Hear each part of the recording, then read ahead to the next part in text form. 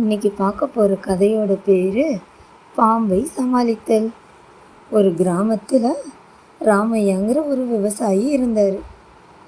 அவர்கிட்ட சில கோழிகளும் மாடுகளும் வளர்த்து வந்தார்.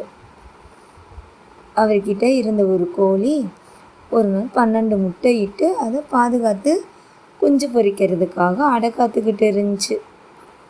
அது சாப்பிட போகிற நேரமாக பார்த்து டெய்லி ஒரு முட்டை குறைஞ்சிக்கிட்டே வந்தது.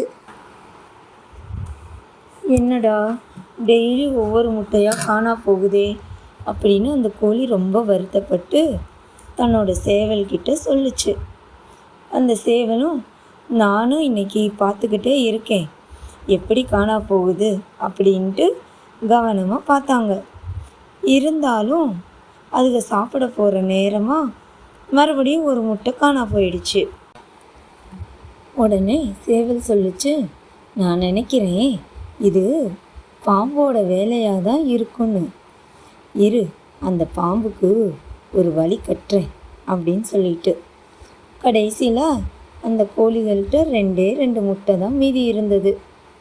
அடுத்த நாள் இந்த சேவல் இந்த 2 முட்டையை எடுத்து வச்சுட்டு, இந்தா இதே மாதிரி இருக்கிற இந்த 2 முட்டையை அந்த இடத்துல வச்சிரு, இன்றைக்கி என்ன நடக்குதுன்னு பார்க்கலாம் அப்படின்னு சேவல் சொல்லுச்சு. கோழியும் சரிங்க, நீங்கள் சொன்ன மாதிரியே அந்த முட்டையை வச்சுட்டு வரேன்ட்டு வச்சுட்டு வெளியே போயிடுச்சு. அதுங்க வெளியே போன நேரமாக பாம்பு மறுபடியும் ஒரு முட்டையை எடுத்து சாப்பிட்டுச்சு. சாப்பிட்ட உடனே பாம்பு செத்து போயிடுச்சு.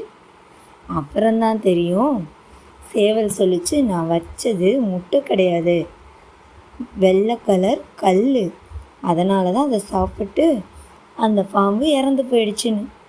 அதுக்கப்புறம் பாம்போட தொந்தரவு இல்லாமல் அந்த 2 முட்டையை மட்டும் கோழி அடை காத்து பொரிச்சது. அப்புறம் அந்த கோழியும் சேவலும் ரொம்ப சந்தோஷமாக இருந்தாங்க. இதிலிருந்து என்ன தெரியுது குழந்தைங்களா? மித்தவங்க பொருளுக்கு எப்பவும் ஆசைப்படக்கூடாது. ஆசைப்பட்டால் அதுக்குரிய தண்டனை கண்டிப்பாக கிடைச்சே தீரும்.